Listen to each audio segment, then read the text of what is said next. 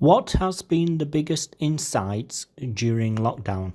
We've seen most e-commerce sites just go through the roof. So where people have, especially with the sports brands, they've just not been able to fulfill demand. And I think right at the beginning, what happened was that everyone panicked.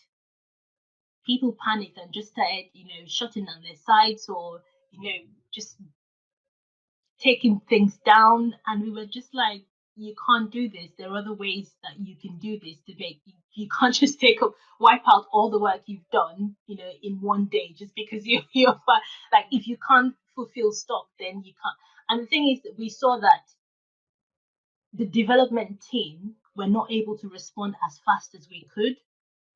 So one of the things that helped us as well is because we do CRO, so we're able to use tools like Optimize to instantly put messages on to block checkouts, to implement out of stock notices. But that was the thing I saw, like with clients that exploded, they didn't think that, well, if people can't go here, they'll come online. No one saw that coming, and instantly they just panicked.